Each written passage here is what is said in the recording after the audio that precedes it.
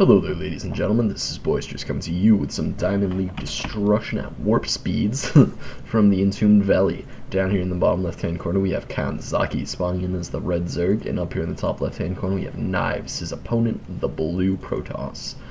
As this game starts off, we have Kanzaki asking about the map, which does have 4 spawns. And honestly, I have not played Season 5 yet. I won't lie to you guys. I have not yet found the time to play any matches of Season 5, so I've never played on this map, but it looks macro-oriented, to be perfectly honest, which I love out of these new Blizzard maps, at least this map, because the third is just so easy to capture, and although you're very prone to harassment, that's kind of what happens a lot in macro games, is, you know, you'll get harassed. And both of these players are saying that they don't like this map. I mean, it's certainly not my favorite map in the map pool. I like Tal'Darim Altar a lot better. However, I feel like this is the right way Blizzard should be going with this destructible rocks, kind of blocking off the path to your third. So like you kind of want to get these destructible rocks down to get your third. However, you don't need them down. You know, there's just a lot of stuff going on. And yeah, it's very nice and interesting. And Knives is actually saying that it should favor the Zerg player, which I don't agree with, to be quite perfectly honest. I feel like this map favors Protoss, not extremely heavily, but I feel that it does just because your third is so easy to capture, and because your bases are all fairly close together. So if you have like blink stalkers, you can blink your stalkers up from the back of your third to here, and it would block against mutalisks. So it's not really all that bad if you're up against like a muta harassing player. It won't be that hard to defend against him. We do have Kanzaki going for his extractor, pretty averagely timed. We have like, you know, 15 hatch followed by spawning pool and extractor. So the Zerg is going for a very standard build. We already have the assimilator out of our Protoss player. He's going for a cybernetic score. I'm surprised that he didn't forge fast expand, because despite this being here, a forge FE would still, I feel, be extremely potent on this map, because you can just build your forge gateway and then a cannon in the cannon that can take down these destructible rocks, and then you can very quickly leapfrog over here, grab your third, drop like 2 or 3 cannons at this ramp and defend it. So I feel like this is actually an extremely good map to go for a Forge Fast Expand, and then go for, you know, use those cannons to take a really, really fast third as a Protoss player. And really fast thirds as Protoss, if you can defend them well enough, I mean, it would be kind of a paper-thin defense if your opponent decided to rush you. However, with sentries, I feel that since you would have the high ground position in both of these spots, you would be in an extremely favorable position. It would be kind of like Shakura's Plateau, except you would get a third out of it too. So I definitely feel like Protoss players should be going for that sort of build. We do have the Zerglings coming out of our Zerg player. He is going to be going to take the Zelnaga Tower. He might actually get this probe too, which would be a minor victory, but a victory nonetheless. He actually already has his natural up and running, and the Protoss player just hasn't even really looked like he wants to take it yet. So our Protoss player is definitely going to need to take that base as soon as possible, because the Zerg player is really just taking the lead by quite a bit. We have the Nexus finally going down. However, I think the Zerg player could even be gearing up to take a third right now without much issue, because with this such of a late Nexus, and he really doesn't have any production to back this up, so there's going to be absolutely no pressure coming out of Knives. He's not teching, he's not really expanding all that crazily. I feel like our Zerg player should be definitely going for a third. He doesn't really need to knock these destructible rocks down first. I mean, it's certainly nice, and then like you can set up really nice Zergling flanks by sending your Zerglings both through this passageway and around back to hit your opponent in the rear. So those positions are very nice to flank. However, I don't think he really needs to knock those destructible rocks down. I think he can really just expand. And it looks like our Zerg player is actually going for a lot of Zerglings, which is a move I don't exactly agree with.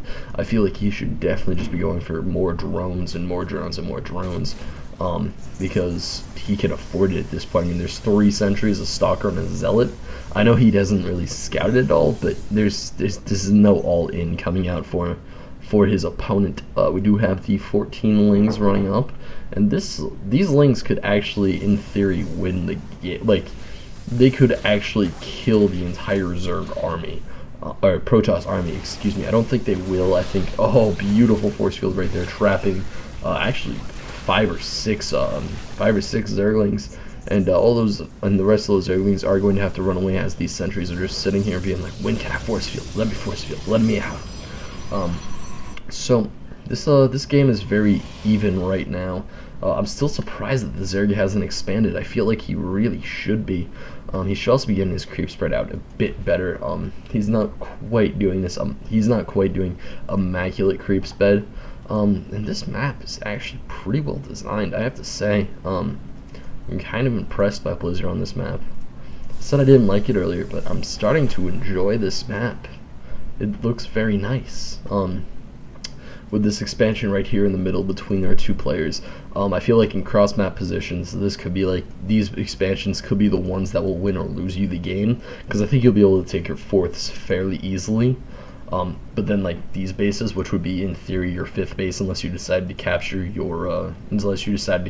other main on your half of the map, I feel like those fifth bases might be like the most important bases in any sort of long macro cross map position games. And we do have our Protoss army just sitting outside of the fifth base, just chilling, not really doing anything.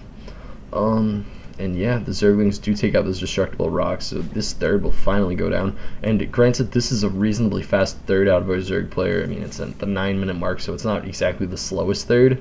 I still feel like he should have dropped it faster. Like, he could have had a 7-minute third without any complications at all, and that would have been really nice. But there is the hatchery planning to go down, so he'll have his hatchery up.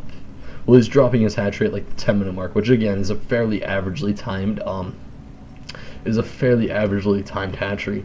I just feel like he could have gotten it up a lot earlier, completely safely, to be perfectly honest. We do have the Blink research coming out of Knives, so this is a very nice play. I like Blink play. Just in general, we have a Spire coming out. We actually already have a Spire out of our Zerg player, and he has 7 Mutalisks coming through. So these Mutalisks might be able to do a bit of damage to this probe line, especially if he goes in right now before anything finishes. I mean, these probes will very easily be able to just run to the photon cannon, but let's see how many probe kills. 5, 8, 9. You can get another. You can get more. All right. Well, he got 9 kills out of that. It's just pretty freaking good, to be perfectly honest. And he didn't lose 1 Mutalisk. I don't think he didn't even take a hit on any of his Mutalisks. So we just got 9 probes essentially for free. I think that's really the danger for this map for Protoss, is that harassing is extremely easy. So despite the fact that you can take a third fairly safely without any real danger, I think that the harassment factor is definitely going to be pretty awful to have to try to deal with. I think you really need to get those photon cannons up early. Like, he should be dropping some photon cannons right now, just to make sure that he's safe. And yeah, this is looking pretty even still. I'm quite amazed. The worker count is heavily in Zerg's favor, but that's really where Zerg needs to be. He doesn't have anything saturating his third, actually, which surprises me. His main minerals, they're probably gonna last for another minute or two, I would say, before they run out. And yeah, this is, oh, we have DTs actually. Ooh, those are some scary DTs, as all these drones are maneuvering their way over, and it looks like we only have 2 DTs in the game currently. However, those DTs, do not count them out. Those DTs can actually do a lot of damage. We do have them both targeting queens, which doesn't make any sense really. I think they need to be going for, where is... Does this DT die? Oh, alright. Oh no, it's just hiding in the natural. And actually, this DT completely cleaned up all of the drones and is now targeting the hatchery. And this DT, I think, might make it out alive. Yeah, this DT is just going to slip on right on out the back door. He is going to be in this Overseer is going to be in hot pursuit, but he is going to lose it fairly easily. And he's going to go take control of the middle of the map. So, this DT has taken the Watchtower. That's a very effective DT, to be quite perfectly honest. He killed, what, eight drones and then took map control, really. And we do have some pretty heavy Mutalisk harassment, but, you know, the workers killed is kind of fairly even, to be quite perfectly honest. I mean, it's not like perfectly even or anything, but that's around where that's around where you should be if your opponent is going for Mutalisk harass. He hasn't taken any like ridiculous damage from Mutalisk harass because he hasn't lost an entire mineral line yet. So he's not really completely getting destroyed by this Mutalisk harass, but he is taking some fairly significant damage from it. But at the same time, he went for that DT play, and that DT play was really well done, actually. I think he could even sneak in and get some more kills on those DTs, you know, farm off some of those drones, heal some of these drones even. I think that this would definitely be the spot to strike. Maybe even take out the infestation pit. And if he could take out the infestation pit, that would be pretty freaking awesome. But the spore crawlers are going up now, so there's going to be very, very little danger for our Zerg player at this point out of those from those DTs. However, we have these DTs turning into Archons now, and Archons are fairly scary when you're going for this sort of Zergling Mutalisk strategy, because Archons will absolutely destroy Zerglings, and they will absolutely destroy Mutalisks. And we do have Blink Stalkers too, so this is a very nice army composition out of our Protoss player. And we do have more Mutalisk flying in, and there's actually no cannons here. So these Mutalisks are going to absolutely demolish this worker line, as we do just see them racking up those kills. There are a lot of photon cannons everywhere else, though, so they do not want to fly into those photon cannons. They're actually just like not killing off the free pylon that was kind of just sitting there. They needed one more hit from each of the Mutalisks, and it would have gone down. So that's kind of interesting. I'm surprised he didn't go to take out that pylon. However, he's taking a bit of an economic lead now. He sniped off a lot of probes there. I'll be perfectly honest, that was what, like 13 probes went down in that attack. And this third is now up for the Protoss player, but I think he got his third after the Zerg player got his fourth, which isn't really where you want to be.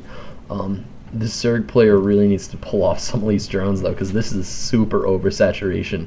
You don't need a full saturation of drones to mine 3 mineral fields. You really don't. Especially since these mineral fields are actually about to run out. We do have the Greater Spire morphing in for our Zerg player, +2/+2 on those melee attacks and ground armor.